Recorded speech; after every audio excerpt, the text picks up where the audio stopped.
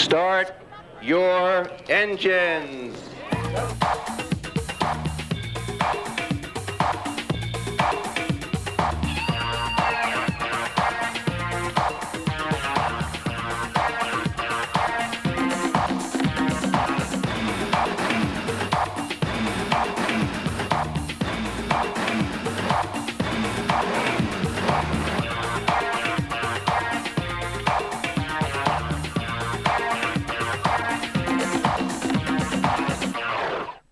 Due to circumstances beyond my control, I have decided to retire from Formula One at the end of this season. September the 13th, 1992, Monza, Italy. His voice tinged with emotion and bitterness, the new world champion dropped his bombshell. 5 months later, Mansell's famous helmet bore different colors. And now, there's a new challenge. Wheel-to-wheel racing, speeds in excess of 200 miles an hour. This is Indycar.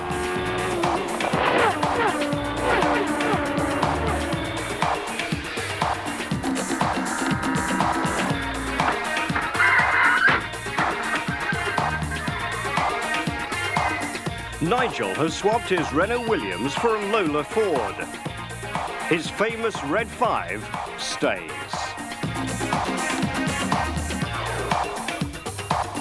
This is Nigel Mansell's IndyCar diary. Well, here I am in the Gold Coast of Australia. It's the first race of the IndyCar season and my first race ever. Stay tuned, it's going to be something very special. Yes, something very special as we go down under to take a unique personal look at a landmark in the career of the world champion. Hello, I'm Nicky Horn and welcome to Surfers Paradise on the Australian Gold Coast and Volume 1 of Nigel Mansell's IndyCar Diary, the video where we tell the story behind the story and bring you unique coverage of Nigel's Indy campaign with exclusive pictures never seen before. We'll bring you the inside story from the Newman Haas pits as Nigel settles into his Lola, but we'll also follow him in his rare moments of relaxation.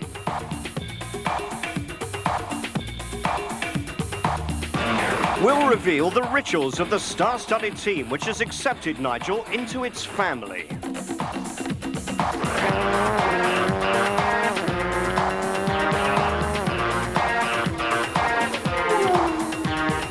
And for the first time, we'll be able to listen in to Nigel's conversation with the pits. Nigel, pit! You want me to come into the pit, yes? Okay, come on into the pit now. Nice and easy now, nice and easy. And an open pit.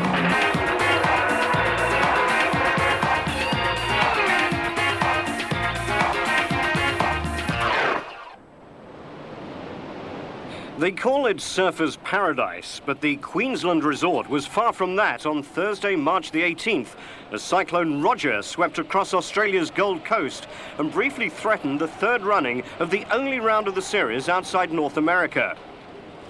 Fortunately, the storm departed at racing speed as the Newman Haas team put the final touches to their Lolas. While they were confident after some record-breaking test runs from Nigel, everything was double-checked following the car's journey from the team's Chicago headquarters. Meanwhile, Nigel found time to compare notes with teammate Mario Andretti. In the windswept pits, Nigel had time to check out what would be his office for the weekend. Next on the crowded schedule was a media conference in front of the biggest and most international press gathering ever seen in IndyCar racing. Mansell, of course, had seen it all before, but there was no doubt that, unlike some similar Formula One gatherings, Nigel was enjoying the attention. That's a good question for Carl, if he's prepared to answer it. One of the Gold Coast's many vacational attractions is SeaWorld. Let Nigel be our guide. You'd like to see something I've never done before in my life? Come inside with me. Hey boys, be kind to me. Oh, you can have some fish. Yes, you can. There you go. Hey, now what you're going to do, when you get on them, yeah, you're going to both there lean right forward. Okay. Don't go head first into them. Wait for it.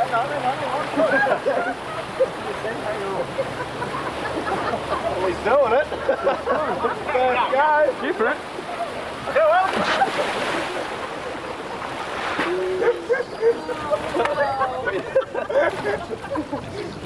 How was that for the first attempt?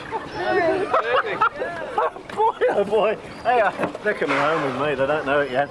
Hey, handsome. How you doing, hey? Now we've got to perfect a rocket ride before we leave here, okay? Yes, that's right. Now you've got to give me every assistance because I'm a learner at this. Yes, that's right. Okay, now can you interpret that please for us? No, don't throw me a fish, I don't want one.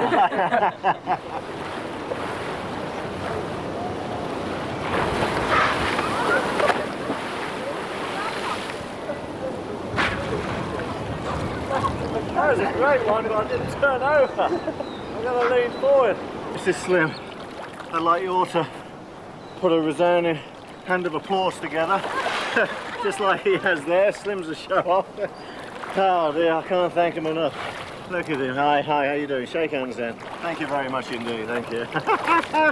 Oh dear, you want to come home with me? You don't want to stay here, do you? Hey, what do you think? Hey, that's the most unbelievable, fantastic thing I've ever done in my life, and equal to winning any Grand Prix in the world. I mean, look at this. Absolutely beautiful. And you didn't realise, but when I'm retiring from IndyCar racing, hi handsome, I'm gonna go for an assistant trainer's job. Nigel was clearly enjoying some very special moments with the graceful dolphins. These intelligent marine mammals were certainly rising to the occasion. Perhaps they knew there was a champion in their midst. Nigel, with characteristic determination, wanted to perfect the dolphin flip.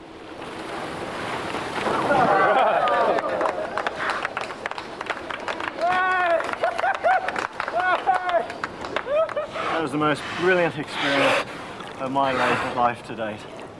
Forgive me, I'm a little bit out of breath, but obviously now when Slim's finished playing, we've got to go straight back to the business of racing. The first practice of a new season is always a very special moment. There was anticipation in the air, and above the pits, a famous name in a new arena. 26 drivers left the first briefing session, some faces familiar from the Formula One circuit, others new to Mansell. For Nigel, there were still sponsors to meet as the cars were pushed into pit lane. Qualifying was split into two groups of 13 cars, with Nigel in the so-called slower group, by dint of the fact that he'd not competed at the previous championship race. In the pits, some famous names. Australia's three-time world champion Sir Jack Brabham and twice motorcycle world champion Barry Sheene, who now lives in Surfers and commentates for Australia's Channel 9. Who did he favour? You know, obviously, biasly, I'd like to see Nigel win it, you know, because he's my mate. On the other hand, I'd like to see Emerson win it as well, you know, but I think it'd do the sport a tremendous amount of good if Nigel won first time out. Engines fired up, the speculation and testing were over, and this was a racetrack where Nigel had no previous experience. He had to learn its every nuance. Team boss Haas, meanwhile, stalked the pits, 6 inches behind his cigar. Showing the style and speed that everyone expected, his lap times quickly tumbled as he came to grips with the tricky 16-turn, 2.8-mile street course on the edge of the ocean. In fact, the track was still drying out, and for much of the session, Nigel ran wet weather tyres. As it dried out, Nigel was well up to speed and impressively posted the 3rd fastest time, headed only by emerging new American talent Robbie Gordon and Team Penske driver and former world champion Emerson Fittipaldi. Emo had endured a nightmare journey from his native Sao Paulo, and the cool Brazilian even found time for a snooze.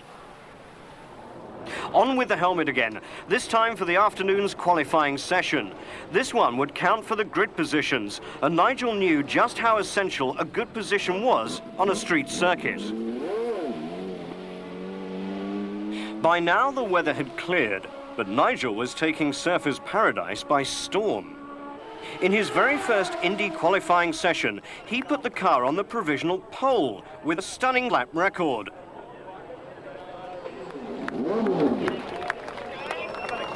The applause in the pits was well deserved. Well, there you have it, the first practice. I think we made history from the transition to from Formula One to the Indycar.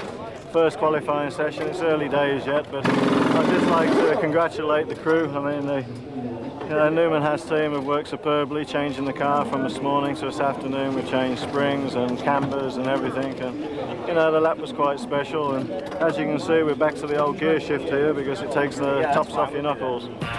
Yes, Nigel's record-breaking lap of 1 minute 38.55 was an average speed of 102 miles an hour. As he follows California's Jimmy Vasser in the yellow car, Nigel takes up the story. Here we now start the hot lap down on slipstream to him. As you can see, I'll pull up real quick now. We pick up about 300 to 400 revs. Seems to be a few more revs than normal. Across the start and finish line for the flying lap. Braking at about 100 meters now, braking down to second gear. Just trying to kiss the curb, just jump the curb a little bit and be careful not to hit the wall coming out. Accelerating second, third, tricky bit coming up now, back down to second, accelerating through past the wall. Up to third, you can see the in-car camera now. We're now approaching about 175, 180 miles an hour, braking down to second gear, hairpin left, 90 degrees. Very bumpy here and a little bit of oversteer. Oversteer there, just glancing the wall, coming out up to third gear, back down to second. Round the hairpin again, no track left at all there, almost made another bend, almost hitting the wall. Back up now to top gear, 180 miles an hour and braking real hard down to second again. It's a quick chicane left and right. And as you can see, approaching it now, kicking it right the way through. Got through there real clean, very fast. I knew at this point that it was a little bit quicker than the lap before. Back up to fifth gear, again 180. Come down to the fastest chicane now. Third gear, very quick through here, 120 miles an hour. Just clipping the curbs and back up to fourth gear, accelerating down now to the left-hander. Braking hard, coming in, throwing the car in, glancing the wall, as you can see, getting a lot of wheel spin there.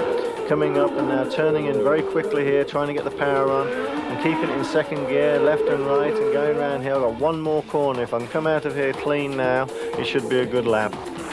Coming through, missing the curb, getting the guard turning in, second, third, fourth, fifth, keeping the boost high up, and now just hoping that we get to that start and finish line just that little bit quicker. There it is, a 1:38.555. That is the fastest ever lap around the streets of Surfers Paradise.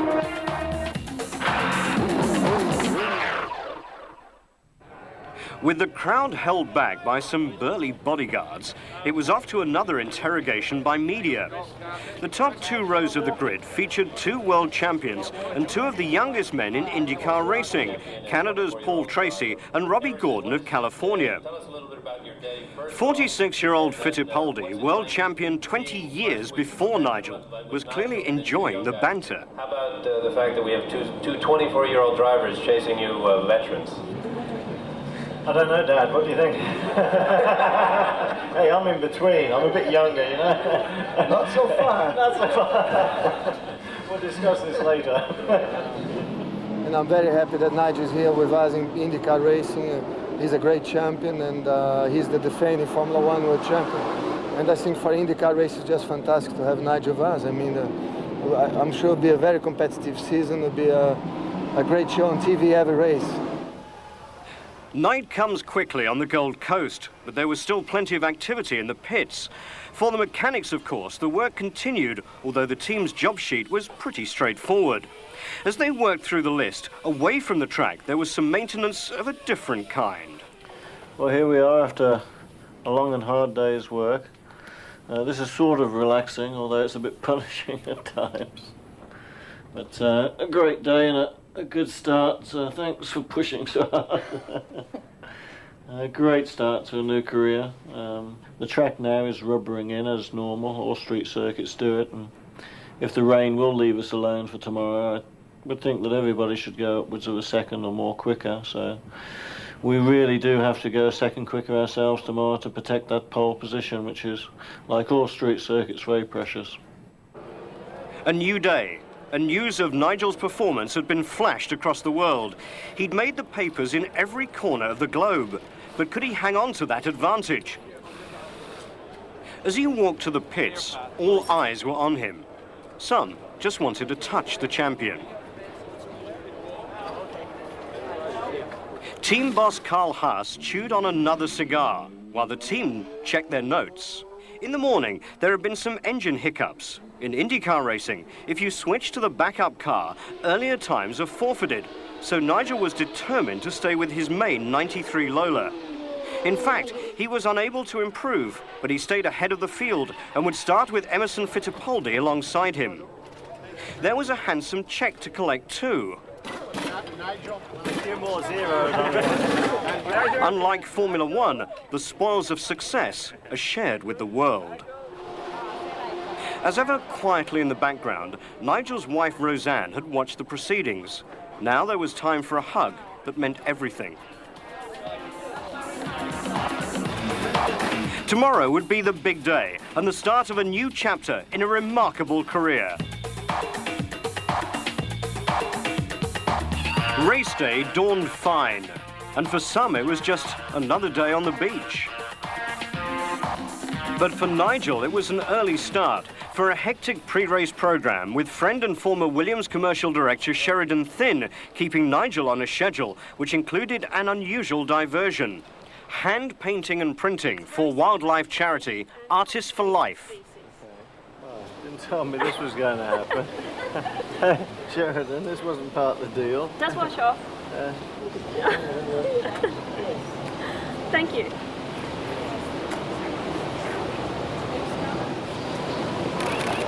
Yeah, you want to shake it?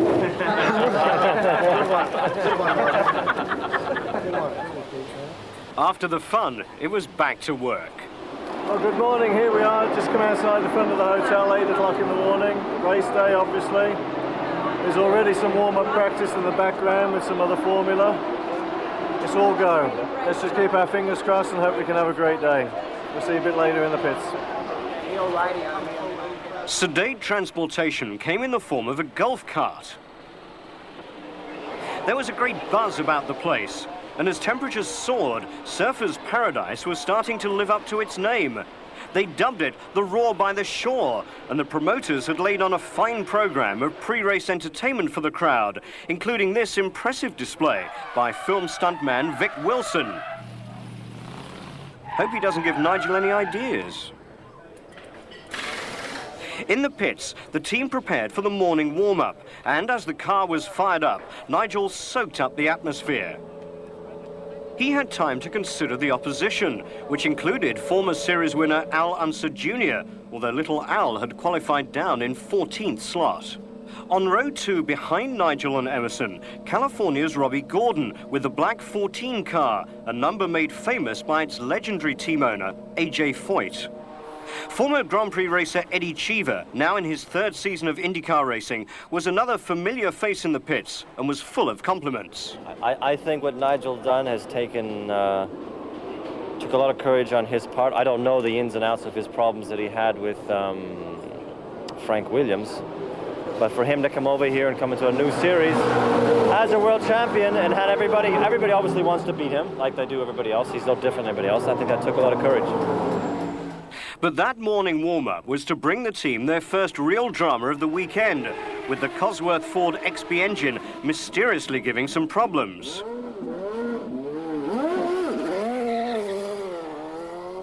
Nigel wasn't the only one in trouble. The number 4 Penske of Fittipaldi was pushed back down the pit road.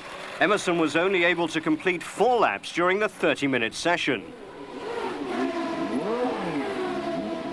But after the initial dramas and some swift work by the crew, Nigel was back in pit road, checking the equipment and then reporting that everything was just fine. Well, we've had a real exciting warm-up. We had some problem with the engine starting up this morning and went out into the warm-up and it was only working on 7 cylinders. Because of that, the back pressure within the engine was blowing the pop-off valve all the time, so I had no pressure. And the car was in bad shape. Came in, they They changed all the plugs and the electrics back there, cleaned it all up, went out again, and it was working fine. So I'm just real happy that we managed to do 2 or 3 hard laps, and it looks like we got the quickest time. So very, very comfortable with that. But I can do without the minor heart attacks. Emerson and teammate Paul Tracy headed the drivers back to the pits after the final briefing, with Sweden's Stefan Johansson, reigning champion Bobby Rahal, and little Theo Fabi. But there was absolutely no doubt who was the star of the show.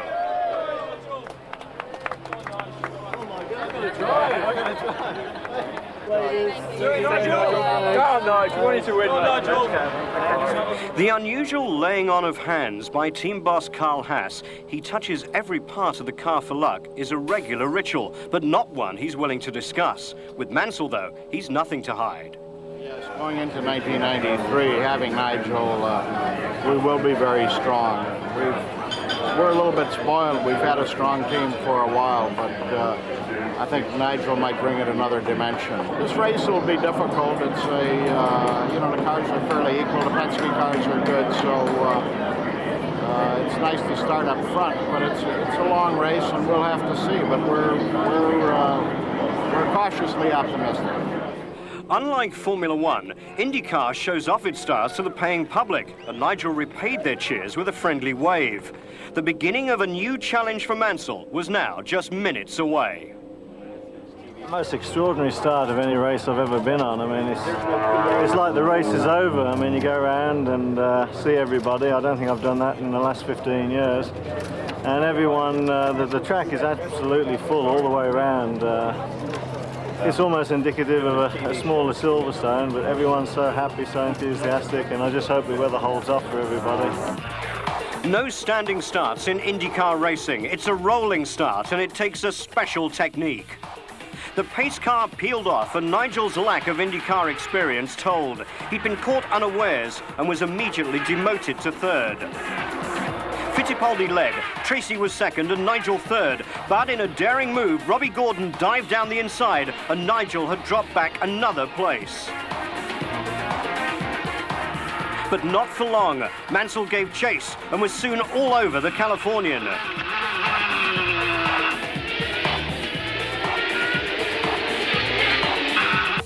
There's no finer street racer, and Gordon soon had to give way to Red 5. In the pits, team manager Jim McGee was in radio contact with the car and able to discuss strategy with the driver and fellow crew members. Mansell was on a big charge. After 15 laps, only Fittipaldi is ahead, with Nigel challenging. His brakes lock up, and Mansell passes Fittipaldi to take the lead. But unbeknown to Nigel, there was a yellow flag out, making overtaking illegal. He was ordered into the pits for a stop-and-go penalty. The team manager was quick to respond. Nigel, pit! Pit! In! Come in for pit. You want me to come in for pit, yeah?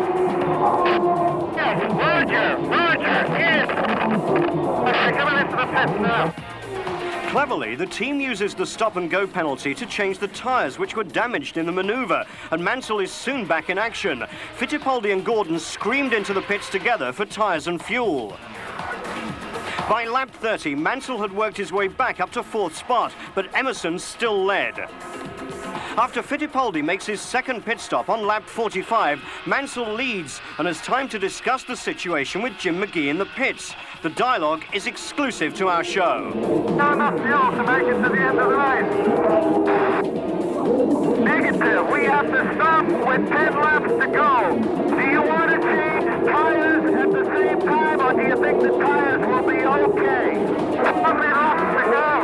How many laps to go? 17 laps to go. We'll stay on these tires.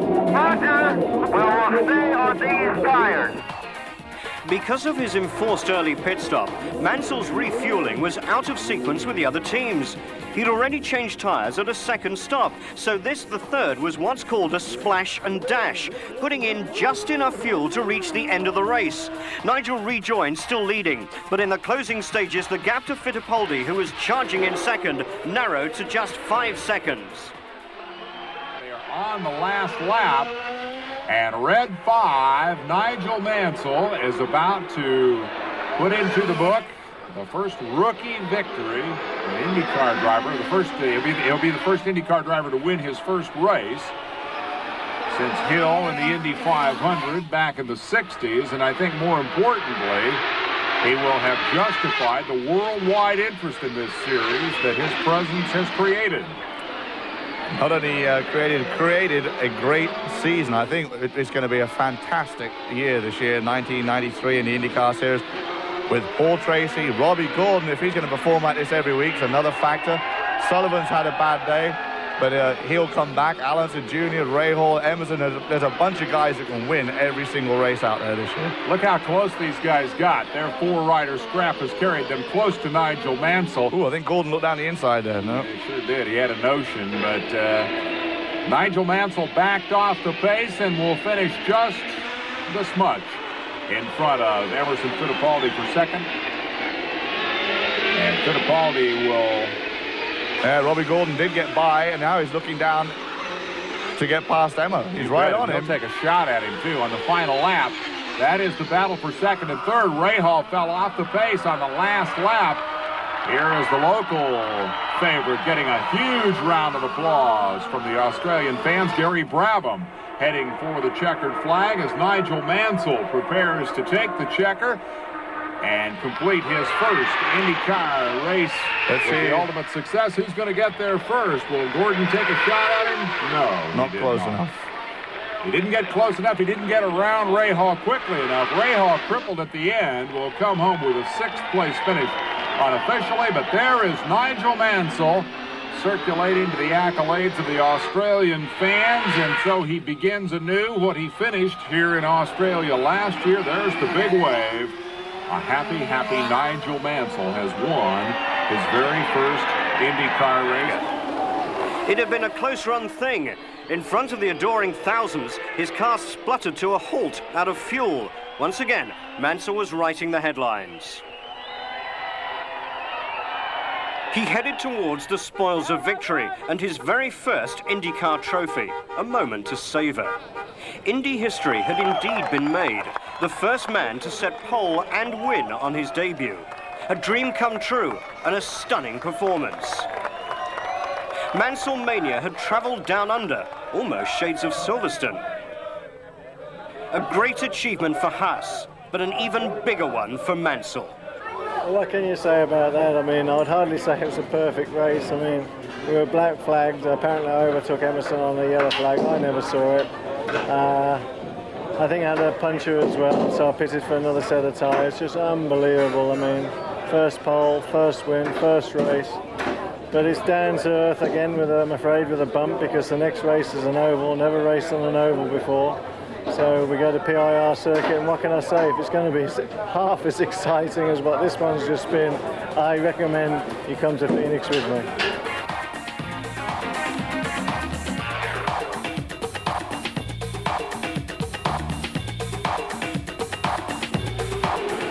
This is a story that reads like fiction.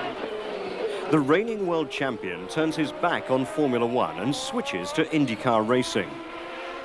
No one in his first ever IndyCar race has started from the pole and won. At Surfers Paradise, Nigel rewrites the record book.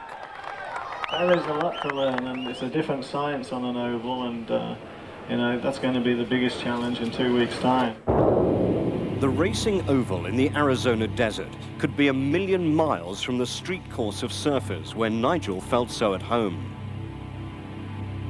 Phoenix, he knew, would be different. He'd broken the lap record there in pre-season testing, but with other cars on the track, the banked corners and unforgiving walls took on a more sinister appearance.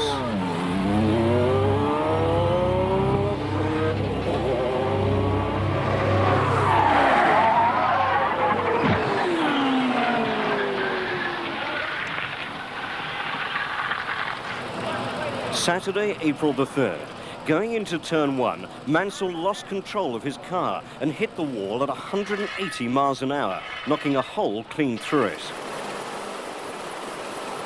After 10 minutes in the wrecked car, he was wheeled unconscious to a waiting helicopter. Some feared the worst, But remarkably within hours, he was talking to us from his hospital bed. The one thing on his mind, a quick return to the cockpit. The Nigel Mansell story continues. Next up, we take a look at Phoenix, the town in the desert and home of the International Raceway. We'll be reliving another historic weekend for Nigel's team owners Carl Haas and Paul Newman. And we follow Nigel in the days before the race as he wins a host of new fans. Nigel's fellow drivers talk about a man who's turned their sport upside down. And still to come, the next road race, Long Beach.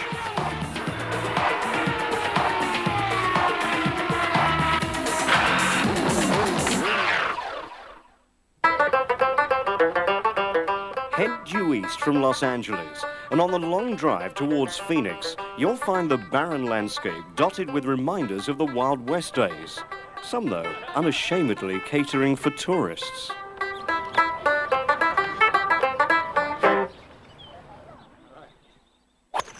There's no doubting the biggest attraction for Nigel Mansell when he's off duty, golf. In the past, he's given several professionals a run for their money. And here at a course they call the Wigwam Club, Nigel had a chance to match his skills against another racer with a passion for the sport, Bobby Rahal. Super. So, I'm one up. We'll just ignore right now. One up, yeah. Rahal's record on the racetrack takes some matching. Last year, he was supreme here at Phoenix. He could teach Nigel a thing or two about the oval, but would his golf game compare with hard-driving Mansell? Well, welcome to Phoenix, and here we are for the second round of the PPG Indy World Series Championship. And none other is Bobby Rahal, the defending champion, and we're in the best place, aren't we, Bobby? Absolutely. So we're out here. It's presently about 12 o'clock on Thursday afternoon. One has to recap that because travelling back from Australia, the body's here, but the mind isn't here completely yet. But we're just having a bit of relaxation, and what do you think of it so far? Today? Yeah. Well, I'm 3 down, aren't I? So it could be better, but it's been fun. Rahal's no mean player himself, and indeed runs a charity pro-am every September in Ohio. Mansell was enjoying himself, striking the ball hard and sinking the putts. Get in, beauty. Fabulous three. Well, as you can see, he's come into his own now. He's come back. We're level going into the last hole. Birdie on the last hole. You saw the up and down there. He's a bandit. Now I'm going to get a reputation. Yeah. Mansell's just as competitive on the golf course as he is on the racetrack. And there's money at stake too.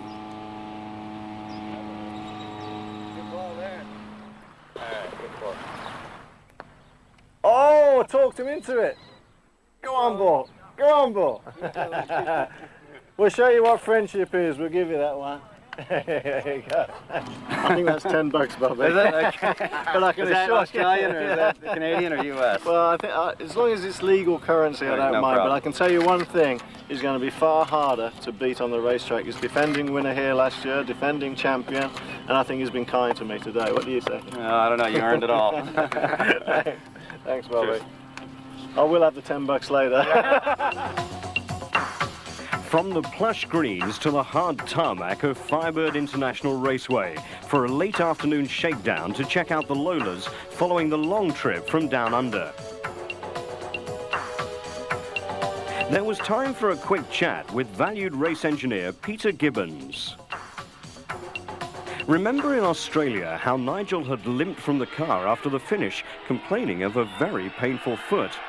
He'd taken time out to discover a problem with the pedals. With the Lola chassis, we've got quite a small brake pedal which was square.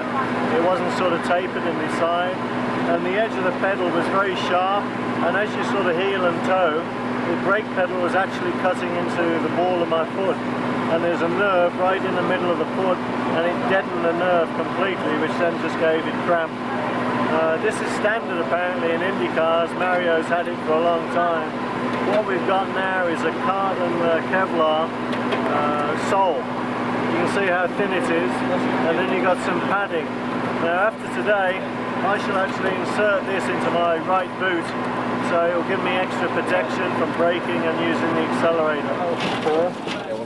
Complete with high-tech right foot, the heaviest in the business with or without the carbon fibre insert, Nigel climbed aboard the car that brought him his Australian success. Soon he was back on the circuit where he first drove an Indycar some 3 months earlier.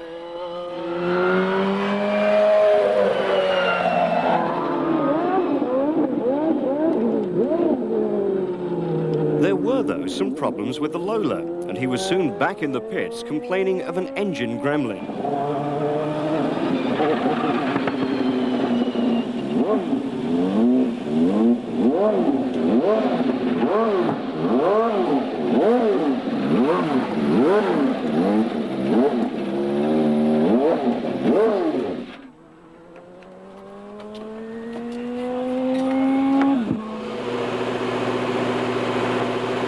The number 6 car of Mario Andretti was given a clean bill of health.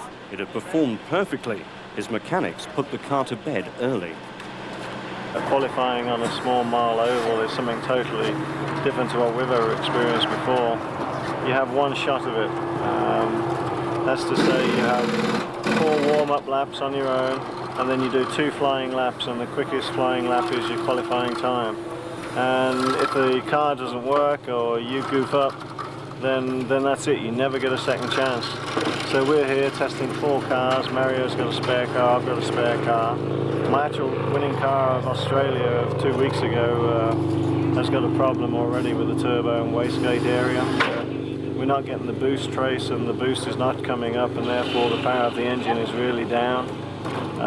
You can see a lot of people scullerying around the car there and trying to find what is the problem, but it looks like we're going to have a couple of hours more here trying to sort it out, because if we don't sort this problem out here, we'll be in big time trouble on Saturday. That's what testing is all about, and that's why we're sitting here patiently now. And in the gathering dusk of a desert evening, the quiet was broken by the rasp of a racing V8.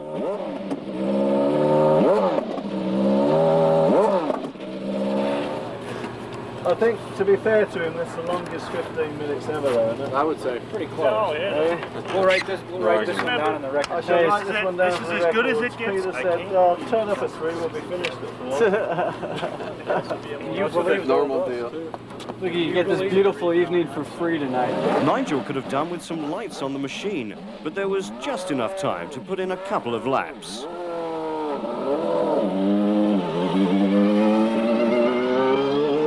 The car returned, the engine in much better shape, and the wait had been worth it.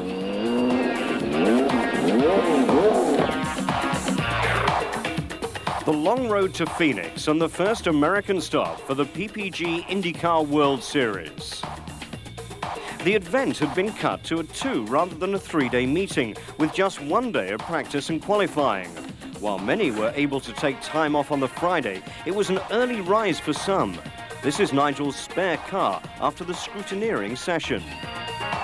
Phoenix had seen Mansell before at the ill-fated Formula One street races, but his switch to IndyCar had generated far more exposure. Nigel was much in demand at the local store of sponsors Kmart and winning a lot of new fans. Yeah. Hey, this is good. You do this, did you? You gonna give it to him? Yeah. You want him to have it, Chris? You can have it. I can have that. Right, I'm going to take it then. Very good indeed. Thank you. Let's give you one of these. Okay. To Chris. Take one of those, huh? Oh, yes, thank you very Nigel. much. Could I ask them a different size? Oh, yes. Can you stand up? Hey, who's this? Chief? Oh, that's Cyril there. He's a saucy devil. Oh, was that delicate or not? I don't watch Thanks, Nigel. Good luck on Sunday. I won't wait too late. Good luck Sunday! Okay, thank you. Saturday and qualifying. Early morning and the temperature was on the climb. The circuit was a busy place as Nigel prepared for a new challenge. We're 30 minutes away from going out on the circuit for the first time on an oval and with other cars. I've done extensive testing here, obviously in the winter, but through insurance reasons, only been allowed to be out on the circuit on my own. Never experienced more than one car on the circuit, let alone another 26 cars. So my anticipation for the day, quite a lot. My comfort zone, in the team, very high. On the oval here, I must confess that I have a few butterflies in my stomach, indifferent to what I've had in the last 15 years. Last-minute instructions for an uncharacteristically edgy world champion. Then he pulled on the famous red, white and blue helmet and prepared to do battle with his new rivals. Peter Gibbons, as ever, hovers over Nigel, advice and encouragement from an old hand who understands the demands of an oval. Ignition, and the journey into the unknown begins. Paul Newman, old Blue Eyes himself, was on hand, and soon he had something to smile about, as Nigel's speed was clear for all to see. P1, translated, means fastest man on the track. Mansell, once again, was racing on the limit. The crew, eyes glued on Red 5, watched as he reeled off a succession of impressive laps to end the session on top of the practice sheet. Very busy out there. I'm leaning against this drinks cabinet here because I'm still a little bit dizzy. We did approximately half race distance this morning, 100 laps. The team seemed very, very comfortable with that, but when you get out of the car initially, then you do sort of waver a little bit. It's like being on a roundabout. The Phoenix track is one of the most exacting on the Indycar trail. You need to be inch perfect all around the oval, and a mistake can carry a heavy price. It's like going around Monte Carlo, whereby you make the slightest mistake, you get penalised for it. But at Monte Carlo, your penalty is normally a broken wheel.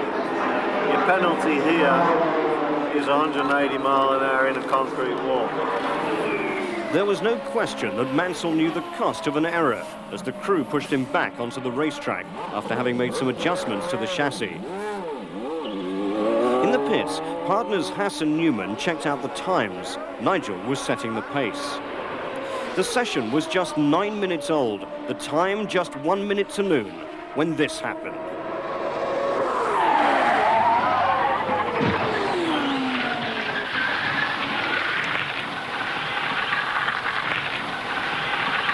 Nigel later described this as the biggest shunt of his career.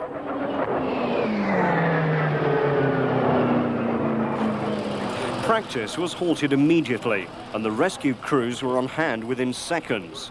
They calculated the impact with the wall had occurred at 182 miles an hour. There was a crease in the back of Nigel's crash helmet, apparently the result of a blow from the left-hand rear wheel. It took several minutes to extract Nigel from the wreckage of the Lola. His previous lap had been the fastest, but this was the painful end to a weekend that had promised so much. With Indycar's Dr. Steve Olvey in attendance, he was stretchered to a waiting helicopter and the short flight to the Good Samaritan Hospital. The initial prognosis was good, concussion, but amazingly nothing more serious.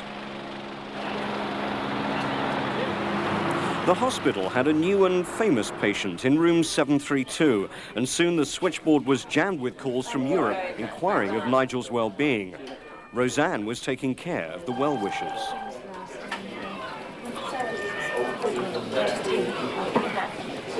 Nigel, heady from the medication, told us how he felt. I got my neck brace off, so although my neck's stiff, I can move it a little bit. So I'm really pleased about that. Needless to say, I must apologise to all of you out there for not being able to compete in the race tomorrow. You obviously know the reason why.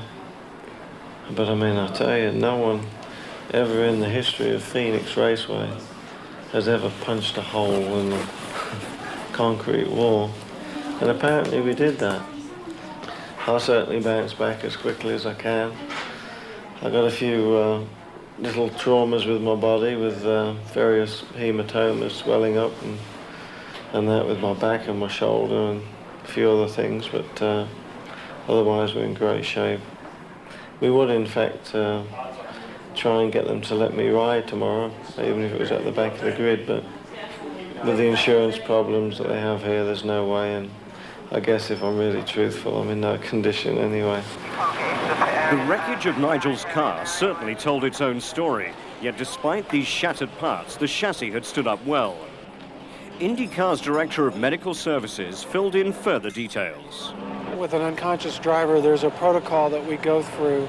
We're not in a great hurry to get them out of the car, but merely to establish an airway, which is the removal of the helmet. Once that's been achieved and we have control of his neck and he has an airway, then we're not in any hurry to get him out of the car until all the apparatus is on to protect him.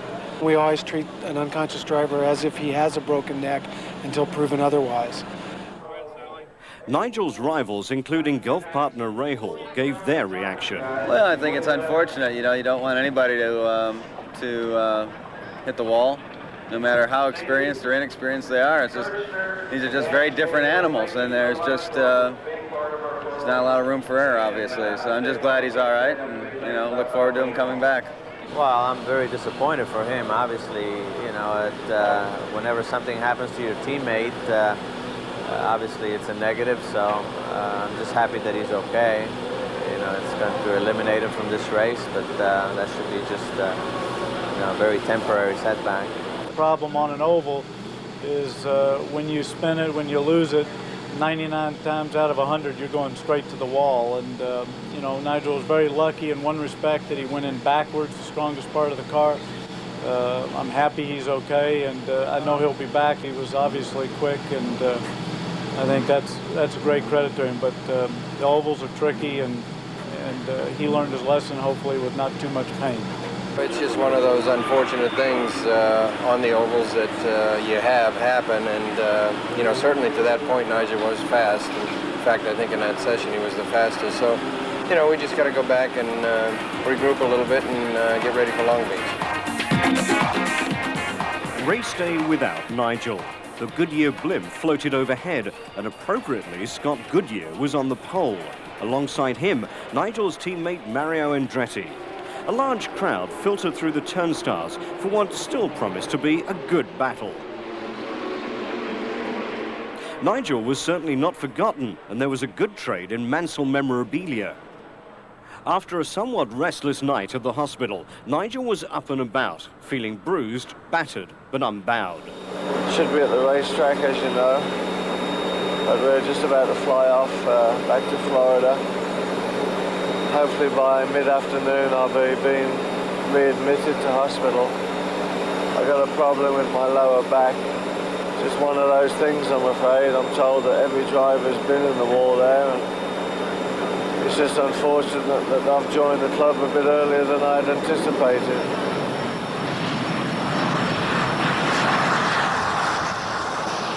Back at the track, Carl Haas was hoping the hands-on touch would work this time and gave Mario's car the full treatment. Ladies and gentlemen, start your engines. Here we go.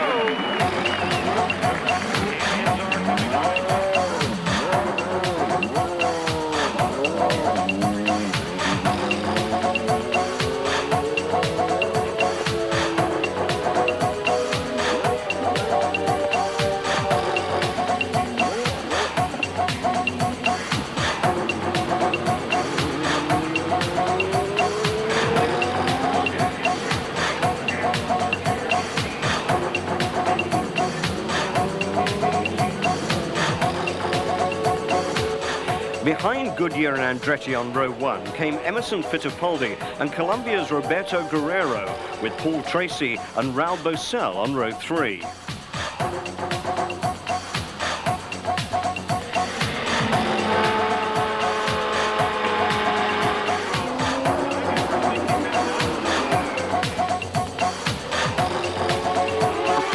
Ahead, 200 laps of the 1-mile track. The green flag waved, and immediately Andretti was trying to find a way around Goodyear's blue car. He may be 54, but Andretti's still a great racer, and he took the initial lead. The early pace was blistering. In fact, there were 95 flying laps before the first caution period. Less than half Mario's age, Paul Tracy of Canada was really hot, and the Penske driver showed Andretti just why he's a champion in the making. This is Mario at 180 miles an hour. For last year's winner Rahal, mechanical problems sidelined him.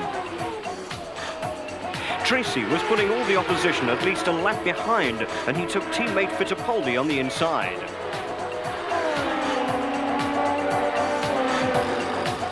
Andretti's pit stops were a model of efficiency, and he stayed in the top 5. AJ Foyt watched over his protege Robbie Gordon, who was up to 3rd place, but then Gordon lost it and was in the wall, almost the exact spot that Mansell had come to grief.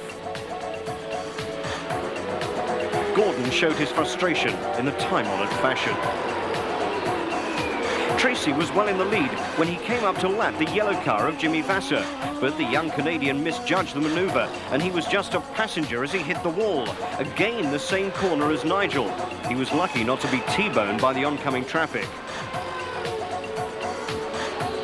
In the pits, Roger Penske's hopes were now pinned on Fittipaldi. Andretti was back in the top 3, but Emma's car was now in the lead. Then the wall claimed its 3rd victim. There was concern that Emo had picked up some debris from his teammate's accident. Viewed from above, there's no question that the car snapped out of line very quickly. The Brazilian had no chance of saving it. Carl Haas made a note. Position 1, Mario Andretti. The checkered flag, and Mario was the deserved winner. It was a just reward for the dramas and disappointment of Saturday. Andretti hadn't won a race for 5 years, and everyone was delighted. Hey, Goomba!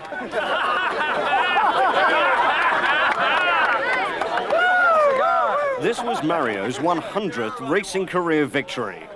Well, you know, one thing, I tried to keep it on the road when the thing wasn't so well, you know, wasn't handling so well, and to be able to bring it home, obviously that's the only way you're going to get a chance to win. The team has done a fabulous job in doing all the servicing. I was in and out of the pits in perfect order, you know, they were doing everything to try to give me an advantage. So, you know, as long as you go off with no unforced errors, you know, usually you have a shot at it. Andretti shared the rostrum with 2nd placed Raul Boesel and 3rd placed Jimmy Vasser, and then contemplated the upcoming Long Beach race. Well, Long Beach has been very good to me for whatever reason, and you know, to go there with a win is always, I think you're going there with momentum. I think that's important, so I'm definitely looking forward to it. The Long Beach Street Circuit in California has a fine history, first as a Formula One venue, but more recently as the host to one of IndyCar racing's most popular weekends. It's more than a race. It's a Southern California occasion with exciting activity both on and off the track. In 1992, the win went to Danny Sullivan, but for 4 of the last 5 years, Al Unser Jr. has been the master. This season has not been kind to baby Al.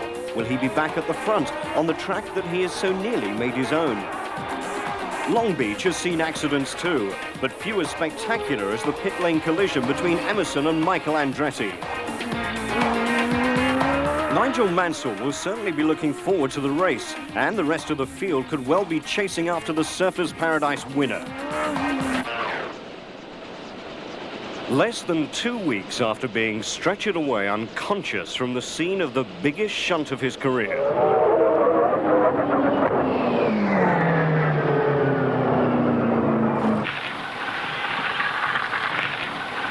Nigel Mansell was back at the wheel of Red 5 at the Long Beach Grand Prix.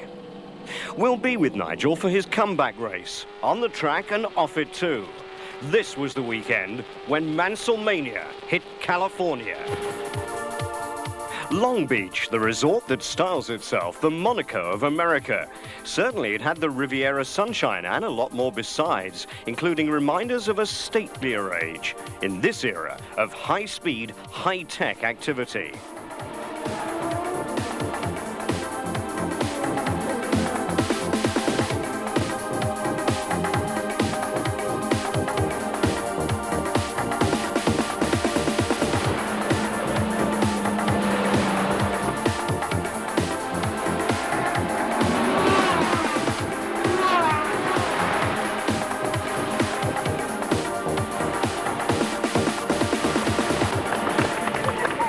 Mansell remembers Long Beach from his Lotus Formula One days. He made 3 starts, finishing 7th in ¡82. Those were the days before pits to car radio. Pit, but be careful. The car in front of you has its tires out.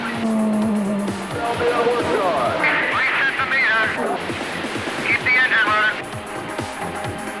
running. More from our exclusive access to Radio Mansell later. First, though, Nigel reflecting on his remarkable recovery. We've had quite an exciting time these last, I think it's 10 days now since the accident. We're obviously up and around. We're still unfortunately very stiff, and I still have a lot of internal bleeding on the back.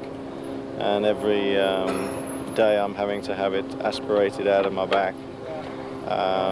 That's due to happen in the next hour, so I shall feel more comfortable. It's a big pocket at the base of the spine that keeps filling up.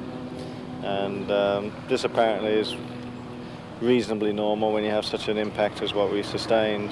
Sitting in the car is a bit tricky. You take a little bit more time to get in and a lot more time to get out. The last time I was in fact here was some 12 years ago, and a lot of changes, but there's a few areas where the track is the same, so I feel very comfortable being here. Physically a little bit uncomfortable. I've got to be very patient this weekend, be sensible and do the most solid job I can, and I think everybody out there knows that I'll be trying to do that. Well, here's that never-to-be-forgotten moment at Phoenix. An impact so powerful it punched a hole in the wall. Thankfully, Nigel survived. Amazingly, according to his race mechanic, Tom Wirtz, some of the car was salvaged. After bringing it back to the shop, the whole back end of the car, from the motor to the gearbox, was pretty much destroyed. So, but after checking the chassis out and everything, we found that the chassis was pretty much saved. We changed all the studs, you know, all the hardware in the car, all new suspension, all new gearbox, motor. We're pretty happy right now with the car. Just always trying to find more speed. It wasn't long before Mansell found some, to the satisfaction of Paul Newman, co-owner of the team, playing a supporting role here to the main man. In practice Friday morning, Mansell lapped over the bumpy streets at an average of over 107 miles an hour. Phenomenal for a man still recovering from injury. Wife Roseanne concerned, but not obviously so. The crew waits for their record breaker to return to pit road. Mansell came back in and eased his painful back out of the cramped Lola cockpit. Not quite saloon car comfort, but the best on offer this weekend. Extra padding making the ride more comfortable, but the fit that much tighter. Mansell knew he had to limit the time he spent in the car in practice so as to be as fit as possible for the race, so everything had to be spot on for qualifying later in the day. Especially with the extent of the competition. 4 other drivers inside the previous lap record in practice, including Mansell's teammate Mario Andretti. The masterminds pore over the computer timing screen, and the board tells the tale. Mansell half a second faster than anyone else, to the obvious delight of the Newman-Haas crew and Nigel himself. Once again, Red 5 had done the job, but the serious business of qualifying was still to come in the afternoon. Despite the persistent pain from his back, Mansell answered the calls of his fans. And here's adulation, normally reserved for rock stars and Oscar winners. Hey, I've been watching you, man, since way back when you were Williams and PK. Okay, you got it. Appreciate it. Man, this guy, I'm going to have to get a picture. Where's he at? Where's my man at? He's going to, he ain't going to bleed this, he ain't going to bleed it. You want it for your garage at home? Yours. It's yours, Nigel. Thank you. Jesse James Farrell from Kansas City. Okay, thank you. What kind of a car do you drive? Jesse James from Kansas was one of 200,000 race fans of all shapes and sizes that poured through the gates over the weekend to see Mansell against the rest. Like defending Indy champion Bobby Rahal, thus far a disappointing season for him. Ex-Formula One world champion Emerson Fittipaldi. And the bright new star Paul Tracy, who'd led more laps than anyone else in 1993, but had only 1 point to show for it. Mansell expected everyone to go even quicker in the afternoon qualifying session. He was the man they were all gunning for. He may be world champion, but in an Indycar, he was still a rookie.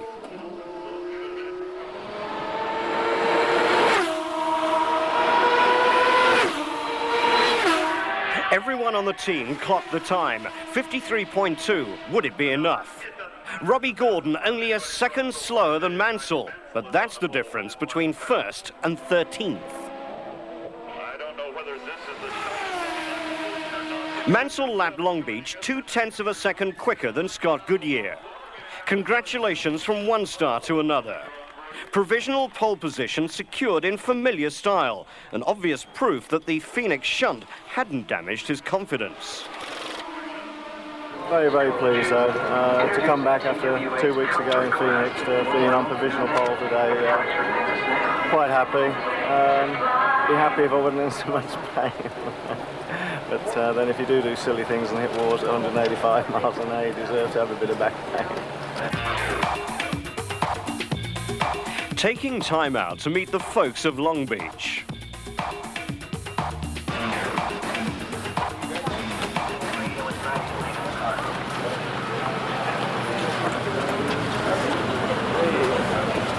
Mr. Mansell, we'll shut the line off inside. The line's been closed.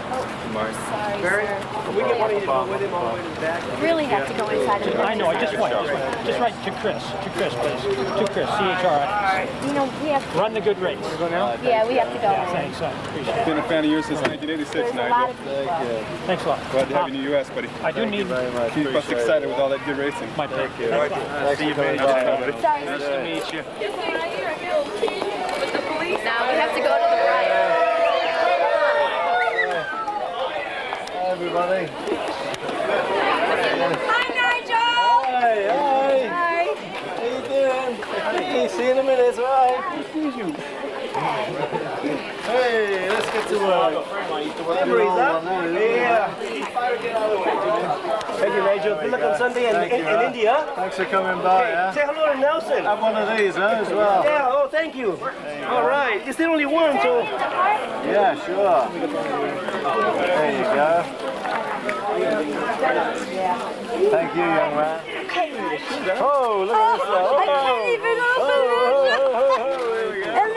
it. Leone.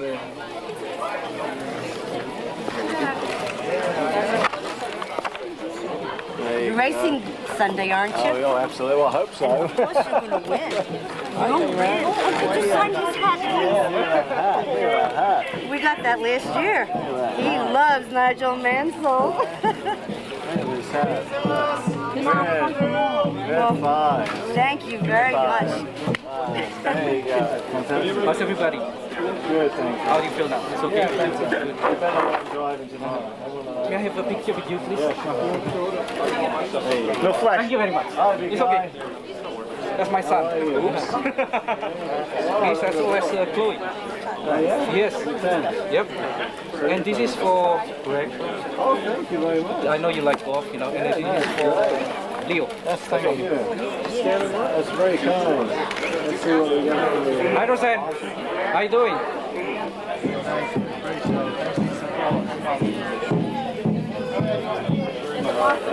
Oh, the market. I remember what you said. Where'd you like to go, man? Yeah, really. Yeah. Here's Nigel. He's only a few months old, and he doesn't yet know why he's called Nigel. Thank you. Could you do me a favor to personalize this one for my son, Nigel? Yeah, what's your name? Nigel. Nigel, yeah? Yep, we named him after you. Thank you. Would you mind taking a picture? Look at his little hat. Look at his little hat, Nigel. Yep, he's little Nigel. Hey, little Nigel. Big Nigel. With 3 young children of his own, Nigel realizes the importance of building up a rapport with his younger fans and gives them all an opportunity to get close to him.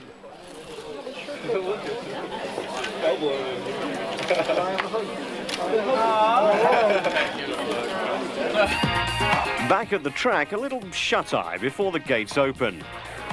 On leave from Baywatch, David Hasselhoff suggested swapping roles. Nigel was keen. But this is Nigel in his element, at the wheel of a racing car, in determined mood, with no intention of surrendering provisional pole position in the final hour and a quarter of Saturday qualifying. Blasting round Long Beach in that characteristic all-out thrilling style of his, absolutely focused on the task in hand, setting a mark for the rest to try and beat.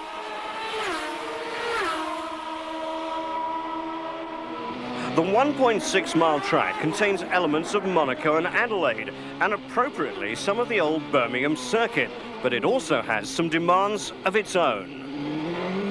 Coming out of the corner of the hairpin, vitally important, coming out first, second, third, under the Toyota bridge. Now we're approaching 180 miles an hour in 5th gear, keeping to the right, and now accelerating down the main straight, probably approaching 190, braking real hard now. Second gear, slinging it in, look how close to the wall. Second, coming round again, sliding, a little bit of understeer. Third gear, down to second again, round the right-hander, front wheel almost kissing the wall. And this is very important through here now, slingshotting through, bit of oversteer coming out there. Third, fourth gear, fifth, we're already up to 180 miles an hour again. And coming down the back straight, braking very hard here into second gear right-hander. A few bumps here, round the corner, and now drifting. Getting over to the other side, swinging it left, keeping it on its nose now, keeping it left, down to second, down to first, round the hairpin, kicking out, look how close to the wall, first, second, third, feeling very quick at this point and just hoping and hoping that it's just a bit quicker than a 53 second. And as you can see, I've already slowed down to catch my breath. Everyone held their breath, waiting for the computer to register 52.9, 0.2 of a second quicker than Paul Tracy, the Canadian from Penske, but enough for the pole on race day. 52.9, 53.14, you can see there's not much in it. And we had to defend the pole, it wasn't given to us. I was hoping that we wouldn't have to try and go quicker, but we had a fantastic run. I'm really happy, and I'm just looking forward to tomorrow now. Another check for pole to match the one presented in Australia. Also up front, familiar Formula One faces. Emerson Fittipaldi third, Stefan Johansson fifth.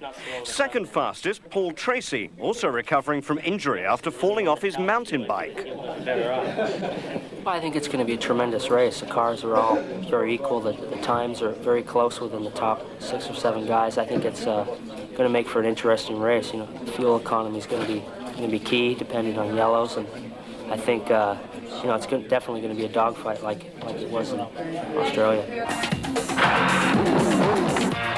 Well, she's been looking down on race day at Long Beach since 1976, the days of Formula One with Hunt, Regazzoni and Scheckter. On board, Gentlemen Start Your Engines gives you a wide choice.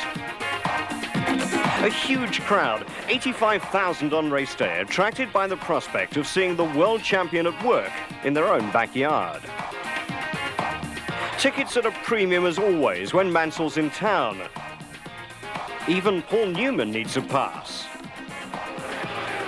The pre-race morning warm-up proved to be an interesting half hour.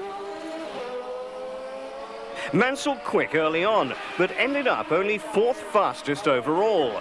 Long Beach expert, 4-times winner Al Unser Jr. was quickest, followed by Paul Tracy and Mario Andretti. Californians come prepared to enjoy the spectacular. In fact, some of the spectators themselves are pretty spectacular. And there's no doubt that motor racing keeps you young. If you enjoy it, of course. Oh, I do love it. I mean, who wouldn't love it? It's just, I mean, you take the ugliest man in the world and put him into a racing uniform, and he's the most handsome man I've ever seen. The women like to hear that one, but it's the competition I like. I'm very, very much one of the boys when it comes to the competition and working with them and spending my time with them. It's been a lifetime of love and happiness for me because it's been my life. I'm married to racing. I'm still single. Clear blue skies over Southern California, all set fair for the race. But among these supporting attractions, a real novelty, a race for electric cars. Some of the shapes bear some resemblance to the real thing, but these are essentially environmentally friendly. Battery-driven, they can reach a top speed of 100 miles an hour. But the disadvantage is that the battery needs charging every 10 minutes. Fingers crossed the milkman's not watching. That sort of thing could play havoc with the gold tops. The preliminaries over. The main event was due off in the heat of the day at 1 o'clock in the afternoon. 2 weeks before Long Beach, Mario Andretti had clinched the 100th victory in his illustrious career. He thundered round the short Phoenix Oval to win in the enforced absence of teammate Nigel Mansell. Mario leading the championship from Nigel and Raul Boesel. All of Nigel's points coming from his win from pole position first time out at Surfers Paradise. Down on the grid, there was nowhere to hide. If you're a world champion, there's lots to do apart from just driving the car. But Nigel received bags of support from his golfing pal Greg Norman, helping to calm the pre-race nerves. Come on, you guys, let's go. I got a lot of butterflies, I must confess, at this time. Got a very hot day. We've had to change a few things on the car last minute, but crew have done a fantastic job. We've just got to make sure that we get a good rolling start this time. It's coming off the hairpin, which is going to be difficult, but I've given Paul Tracy my word I'm going to slow down a bit, and as long as he doesn't try and jump me, then I won't go too fast too soon. I'll hopefully speak to you after the race where we might be smiling. We ready? Yeah. All right, mate. You need to clear the track right now.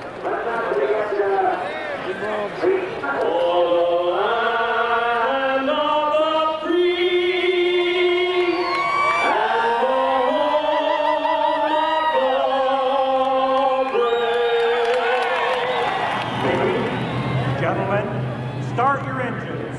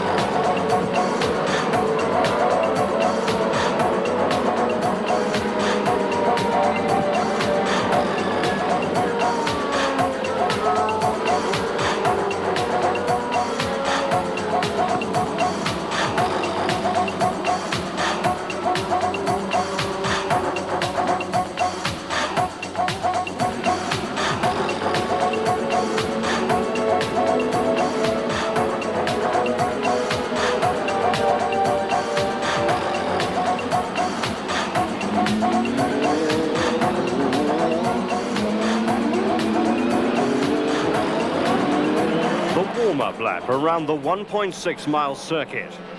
The race hadn't begun in earnest when the Swede Stefan Johansson crashed out. He tangled with Mario Andretti coming off the hairpin. Johansson blamed Andretti. Andretti disclaimed responsibility.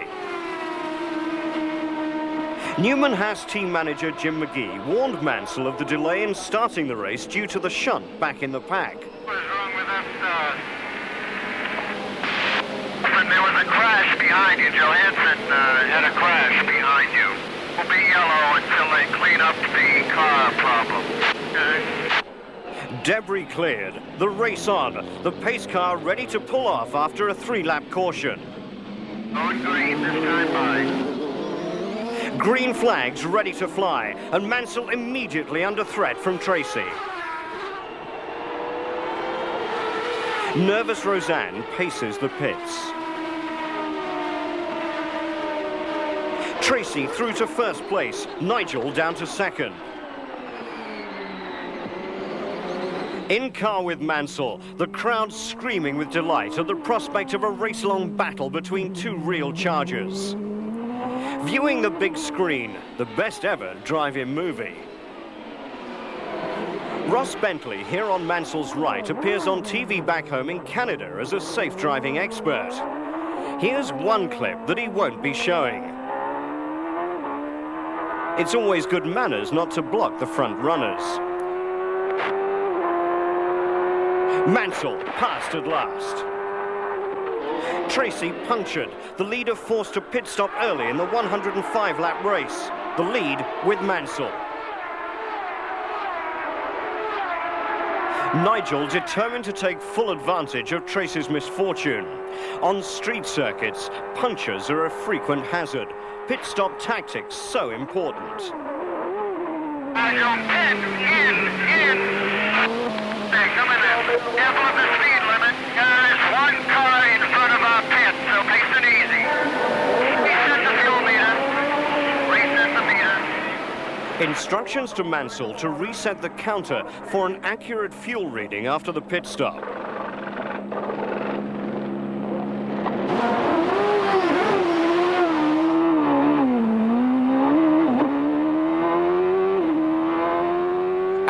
Jr. is regarded as the Long Beach master, but he was disappointed this time out. He attempted a maneuver that he had no room for and paid the penalty. Unser afterwards blamed Mansell for blocking him, but the stewards didn't see it that way. On replay, a racing accident on a narrow street circuit.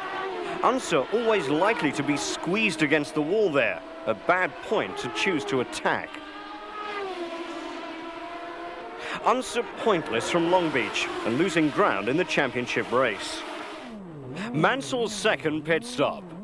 Liquid into the driver, as important as fuel into the car on a day like this. Tracy's third pit stop, yet another puncher. Mansell leading and building an advantage over the rest until a midfield battle resulted in Robbie Gordon slamming Eddie Cheever amidships. Gordon continued. He was later disqualified. Cheever was stranded. Lyondike stalled in the chaos. The pace car returned. Mansell headed into the pits. But so did Mario, and in a controversial move, elbowed his way past for second in the pit lane, leaving Tracy out in front with 27 laps of a grueling race to go. Mansell chased Andretti hard for second place, though the car was becoming more and more difficult to drive.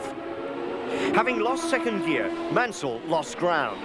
Fittipaldi unlapped himself, and Mansell slowed dramatically. Mansell drops back. Mansell drops back. He dropped from third place to sixth. I've lost power. I've lost power. You have no power? This is rough as anything. For the implacable Carl Haas, more bad news.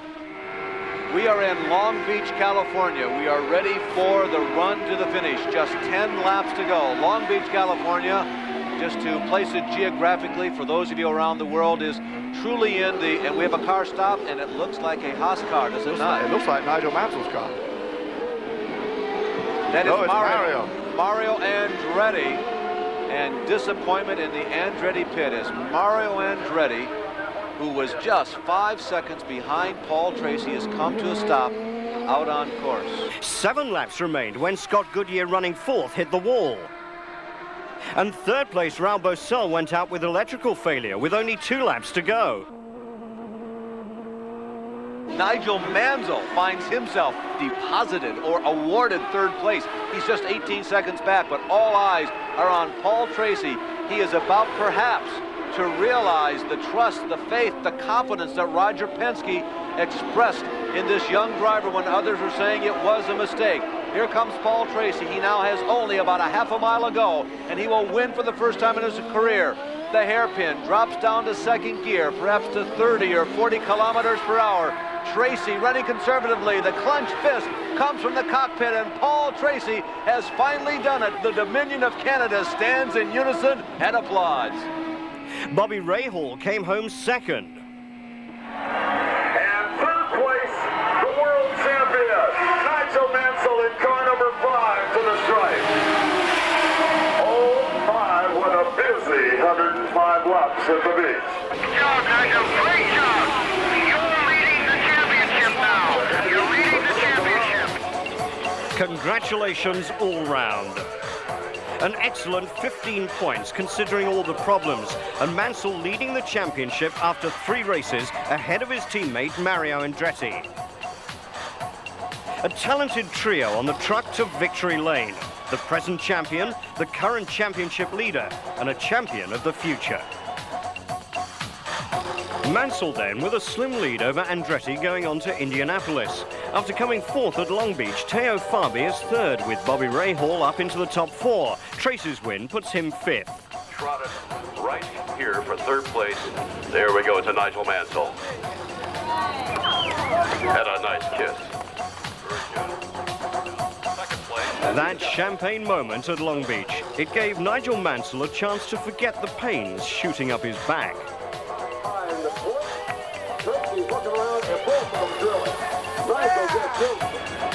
Joined by Roseanne, he looked back over a tense and grueling afternoon.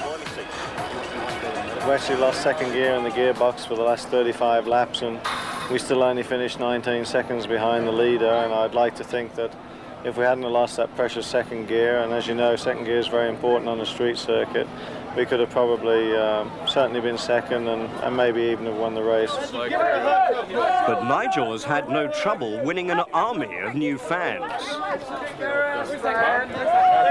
Hey, Indy's where it's at, Nigel. You're going to take that, baby. That's the race. Can I get my picture with you? Where's Ken? Ken, hold on. Right here.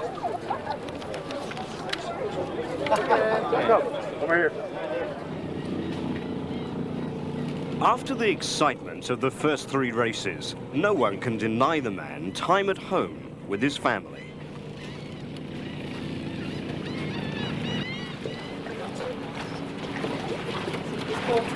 We caught anything? Ah. Yeah, Greg. Can you do it on your own? Oh boy, you got another pinfish. Oh yeah, this one's The time away from the track has given Nigel time to reflect on the season so far. The whole transition has almost been like a dream anyway. I sort of haven't woken up. I think I woke up when I came out of hospital in Phoenix. I mean, to swap over and obviously do what we did and make Indycar history, first time in 81 years, was something real special because you only get one chance of that. It's your first race. And then to have the devastation that we had in Phoenix was, you know, you couldn't come down to earth with a greater bang than that 185 in the back of the wall. And then to sort of literally try and bounce back like we did in Long Beach and, you know, get a 3rd place finish which secured 15 points with the pole position to lead the championship going into the next race was something very, very special. The Oval at Phoenix has certainly shown that its reputation had been well founded. Next stop after the operation would be the big one, Indy, where mistakes are always punished. I mean, it concerns me, any oval concerns me, because, I mean, there's no bailout. You know, if something goes wrong, then you know you're going to hit the wall, and, you know, sometimes things go wrong, you have no control over at all, and I think the biggest thing that concerns any driver is that when a car does step out with no warning at all, I mean, that's basically what happened to me in Phoenix. It's not nice. But what it will do, I mean, going to Indianapolis, is that I shall set that car up with a lot of understeer. And as soon as it starts coming to feel like neutral, I mean, I shall just come in the pits. It's you know, an incredible month. I've got nothing to go by or gauge by because I've never even seen the place yet. I go there for the first time for my rookie orientation, and that'll be the first time I'll have ever seen Indianapolis. So I have no preconceived ideas, and maybe that'll help me through the month of May. And how had Nigel found the American racing techniques that come with yellow flags and pace cars? Was he coping with a situation alien to a European driver? when the yellows are thrown and you got things under control and you're racing away like I was at Long Beach, and I wasn't pulling away because I didn't want to. I didn't want to use up more energy doing that, but I was just sitting on 7-8 seconds in the lead. Then the yellows were thrown, and when I came out of those pits after those yellows were thrown and I went from first to fourth, I mean, that really threw me. I mean, I just couldn't believe it. You know, I was sitting in the car thinking, well, you know, I just had 8 seconds lead. I've come in the very next lap, changed, the pit stop was good, and I got out and I'm in fourth. You know, we had 8-second cushion and our pit stop was great. How come I go from first to fourth? And I'm thinking, perhaps I don't like that. But then it's where the cars were on the track. You know, they got in, got out, and, you know, they're behind the pace car and that was it. I mean, one of those things. So far, the season has brought that sensational inaugural win at Surfers, followed by third place at Long Beach, and of course, the series lead. I think it's gone better than planned. I mean, if you had said to me at the beginning of the year, if we had had an interview, said, well, where do you think you'll be after 3 races? You know, I think, I wouldn't have forecasted to be leading the championship. I'm saying that to lead the championship when you think you've only done 2 out of 3 races, I think is even, even better. But this injury now that I've got, I could have done without, there's no question about it.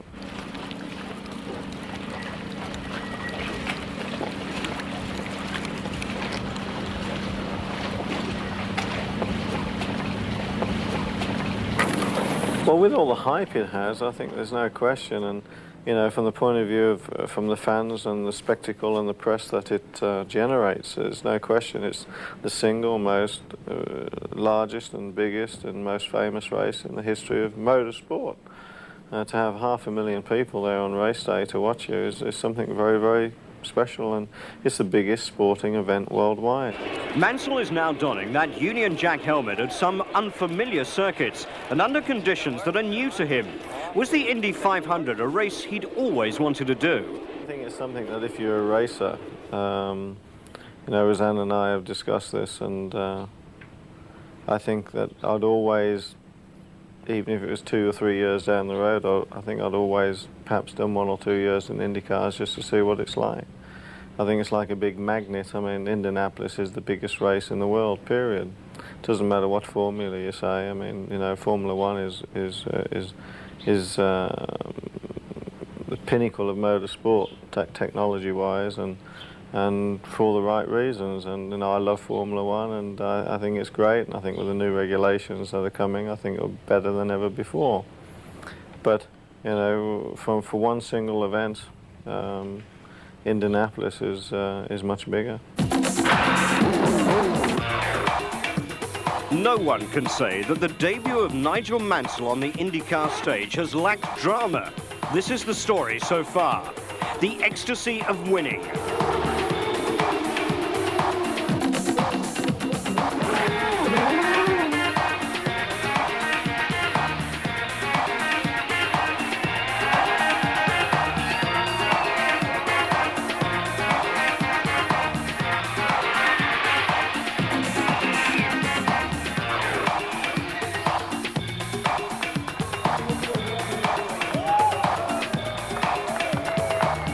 The agony of injury.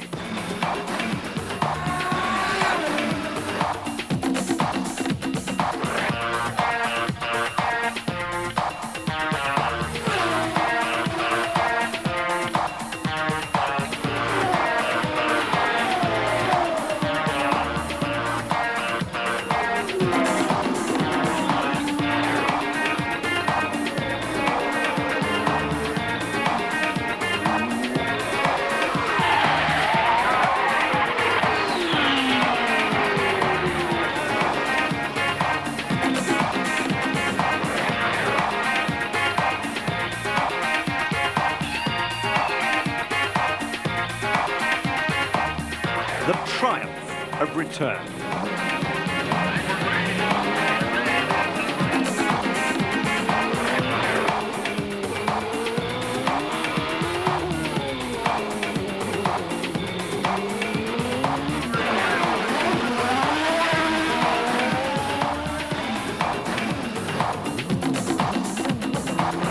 Don't miss the next thrilling volume of Nigel Mansell's IndyCar diary.